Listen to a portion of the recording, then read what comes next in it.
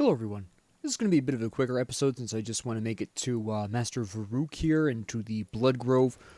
So this is going to be a bit of a shorter episode, but one thing I did really want to talk about, because I've been seeing this every year, is this very odd series of videos on whether or not Grim Dawn is worth playing in whatever year. And you can look on YouTube, there's ones reaching all the way back to like the farthest back I've seen, and when I started seeing this originally was 2018, right?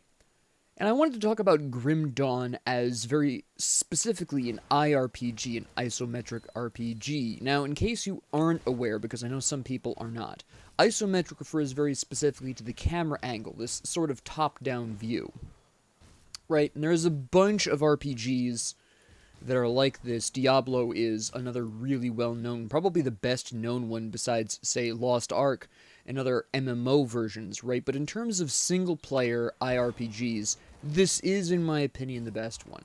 It's just complicated enough where you can really play to any style you feel like to, but not so complicated like, say, Path of Exile, that it's intimidating for new people to get into. I do eventually intend to get into Path of Exile. I played it for a little while many years ago, but I just got distracted by other things. One day I'll get back into that. That'll all be on my channel. That's not going to be something I'm going to play offline. That is very specifically going to be something I play on the channel. But while Path of Exile is extremely complicated, there was actually a lot of the appeal of Lost Ark, really, is that Lost Ark was a much simpler IRPG that was also an MMO. Now, I'm not going to come out and say that Grim Dawn is the perfect single-player IRPG, right?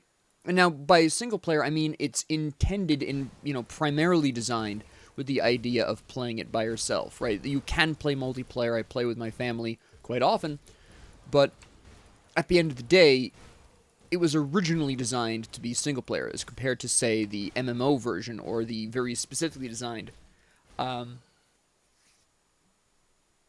that are very specifically designed to be multiplayer. For example, I get that impression from The Ascent, although maybe that's just a discrepancy between their messaging and my reception of it. But I've always viewed The Ascent, which is a relatively new IRPG, as being a bit more multiplayer-oriented, because a lot of their advertising really put forth that idea very specifically, right? And again, Grim Dawn isn't perfect. There are things that I do have, what I would say, quibbles on. I actually mentioned one of these in the previous episode where I pointed out that there are no spears in the world of Grim Dawn, which makes very little sense to me, since, again, Iron Crate had already done spears in Titan Quest, their previous IRPG. And I do wish that their support for the game extended beyond updates. I do wish there was more DLC. There are more things. Like I said, there's plenty of cool things that they can do with this world, which is how I got off on the Star Wars tangent last episode originally. But there's a lot more they can do here, and I really do wish they would, I don't know, look more towards this game world as for possible various things. But that's not necessarily related to gameplay itself. But yeah, there are minor quibbles that I have with it. Again, the spears are one thing, as an example. But and I wish I could better control smithing. I'm actually going to, since I've already reached my destination, I want to go back and talk to you about one of my really minor quibbles with the game. And I know this is how a lot of IRPGs work, but that doesn't necessarily mean it has to work that way. But I wish IRPGs, when you go to forge something, say something yellow or green, you are basically given random stats, right? I wish there was some way that we could influence the stats, not necessarily guaranteed or not necessarily customize the stats ourselves. That's what components are for, right? But maybe increase the probability of certain stats coming up, right? We already have a little bit of this with our choice between Angrim or the other Smith guy. I can't remember his name, right? We have that choice sort of where Angrim gives you, increased armor more often. He gives you increased physical damage more often and stuff like that. Whereas, what is his name? For the life of me, I cannot remember. What's her name? I've talked to you 1,200 times. Angrim. No, this is. Sorry, I have Angrim in this one. Oh, shoot. What is. I have to go back then. I chose Angrim in this one. But this idea is kind of played with loosely with your choice of the two smiths, where each one, one of the two, each one has their own kind of unique affixes. Duncan, thank you. For the life of me, could not remember that. But, Duncan does, is more likely to have elemental damage increases and stuff like that. I wish there were more things like that for forging, right? Because at the end of the day, it can make some characters rather annoying to forge for. As an example, take one of my old examples of. I think the first time I really came up upon this was actually, first off, when I discovered that Duncan and Ingrim had the differing stats. I don't know how long you've been following my Grim Dawn series, but I mentioned several times throughout various Grim Dawn series that one of my earliest characters was Soldier Arcanist, and that's a particularly troublesome combination in terms of forging, because if I choose Duncan, then I'm going to have an easier time forging elemental damage, which I may not want to do. Maybe I want to do a physical damage focused battle mage, right? Grab Frozen Core for the decreased physical resistances, maybe grab some of the passives for better ability damage for the soldier, or at least better energy regeneration for the soldier, and then run mostly the rest of its soldier, right? Maybe I want to do that. But if I've chosen Duncan as my smith, I'm not as likely to get those physical damage boosts. And the reverse is true if I want to do an elemental damage focused battle mage. Right now, I've got this whole problem of Angrim being more focused on the physical damage and the armor increases. He's not going to give me those elemental increases as often, right? Which then inhibits my ability to build into, or effectively build into, a battle mage in the late game, when maybe I'm using some of the green forged items, or even the level 90 plus yellow forged items, right? These are very powerful potential items that I sometimes use to fill in the gaps of my builds. Anything that isn't epic or legendary, I might slap a green in there just because greens can be extremely effective. Sometimes even more so than blues and purples if you get just the right green item. But anyways, back to the point, it makes it more difficult to switch between an elemental battle mage or a physical battle mage as you either feel or as your items crop up as. And I wish there were more ways you could adjust this, and that they weren't necessarily as permanent as picking a specific smith. Now, in this particular character, I have Angrim here, which is, lovely and everything. But that's because there isn't a whole lot of elemental damage on the Necromancer, and what elemental damage there is just cold, and I'm not going to be wanting to focus in on that as a Death Knight. That is what this is called, right? Why am I having a brain cramp? It is a Death Knight, yes.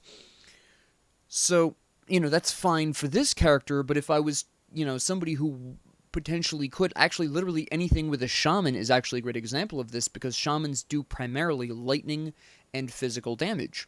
So which smith you pick is essentially deciding which one of these two damage types you are more likely to get items for when crafting, right? And I do wish there was something where I could at least have more influence on what random stats came up. That does bother me. Again, this is a relatively minor quibble. It doesn't very drastically inhibit my enjoyment of the game. Actually, this only really crops up at the end game, to be completely honest, at least in a majority of cases. It is an annoyance, but it's something I can sort of get over with enough persistence. I can overcome this with enough persistence and enough crafting materials. But I do wish there was more like that. There are other games that do this, but they have other more serious flaws. But, there are a couple of things that I would like to see in Grim Dawn. But why am I mentioning this? I mention this because there still is room for a better IRPG than Grim Dawn. I just don't think it's going to happen, at least in this market. Why? Because most of the IRPGs that could theoretically compete with Grim Dawn have the debilitating problem of being games as service, which is a huge point in favor of Grim Dawn here, and again, why I kind of specify it's the best single-player-oriented IRPG. This is not a game as a service. This is a game, you buy it, you buy the DLC, that's it. Lovely. I would like more DLC from it, but I can understand why they may not necessarily want to focus too much in on this, even though it's a great game world. They did a really great job setting up a nice sort of framework here that I think has more potential than they're seeing. But anyways, back to the point. This is not a game as a service, but all of the really big IRPGs I've seen since Grim Dawn are games as a service. In fact, the only real, I would say, almost competitor to Grim Dawn is, as I mentioned before, The Ascent. Now, that's really specifically primarily due to the setting and the differing emphasis on range as a primary mode of combat rather than the general emphasis of Grim Dawn on melee. Yes, you can use a ranged character, but there's, in 90% of cases, there's enough enemies where you're going to be shooting people point blank in the face in pretty short order, right? So while there are ranged weapons in Grim Dawn, which is as it should be, combat does eventually devolve into melee combat, close quarters combat, even if you have a ranged weapon, which is in fact a lot of the reason why there is the which I'm not sure exists in this mod yet. You can have your weapon switch here, right? Because the theoretic idea is you start with your ranged weapon and then you switch to the melee, right? That's why that exists. I don't do this because that is a pain in the neck to me, primarily because in this particular case you can see the change in stats, and if you do this incorrectly, or especially in the early game, the early to mid game where you're changing equipment fairly consistently, this can pose quite a problem in regards to your stats. If you have your weapon, in this case shield, increasing certain things, then this becomes very difficult to overcome if something happens, right? So in this particular case, you know, in this game, because of how much weapons can decide your stats, especially late game when weaponry can provide really substantial stat boosts, then we're talking about a completely... Okay. We're talking about a completely different, you know, change in stats. Maybe one of your other pieces of equipment can fall off. Now, obviously, with good planning, this can be circumvented, obviously, but it's also a pain in the neck. I don't know a whole lot of people who do this. Right, it is an option, and the reason that option exists is because, again, most combat devolves into melee combat, but a lot of ranged weapons work just as fine in melee, right? I mean, a bullet's a bullet, an arrow's an arrow, or actually, it's a crossbow. Actually, you know, a crossbow bolt is a crossbow bolt, right? It doesn't matter how close they are; it does the same damage. So a lot of people don't even bother because there's really no point, there's no reward to switching to a melee weapon when your gun that you're using, your crossbow that you're using, they work the same at any range, even melees, so there's really no point. Which is, again, why not really many people do this. But for the Ascent, it is different, where while there is in most conflicts a handful of, you know, melee-oriented enemies, you blast them first, and then it devolves into a distance shooting battle, which I don't have a problem with. That is not a criticism of the Ascent. I have other problems with the Ascent. One day when I start recording gameplay of that's one of the projects I am going to be working on in the future at some point.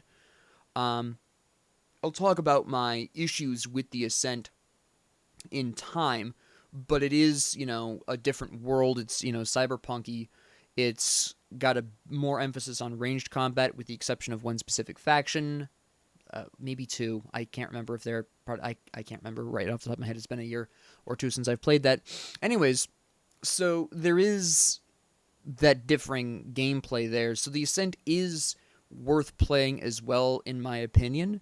But Grim Dawn is hands down the best single-player oriented IRPG, and I don't think, because of the focus on games as a service, I don't think it's going to be surpassed, at least not in the near future. Maybe one day down the road a better IRPG will crop up that does everything right, or nearly everything, more everything than Grim Dawn does. But Grim Dawn still is very consistently one of the best IRPGs that is not a game as a service that one can acquire.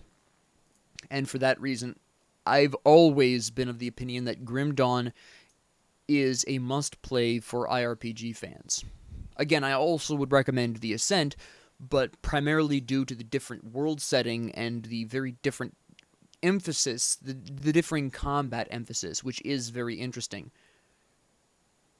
And while I do have issues with the Ascent, that does not, those issues aren't strong enough to prevent me from playing the game, right?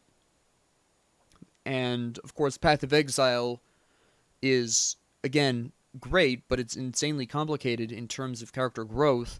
And Lost Ark is definitely a bit more money focused than even Path of Exile is, in my opinion, but maybe that's just my impressions based on Path of Exile's older model, I guess.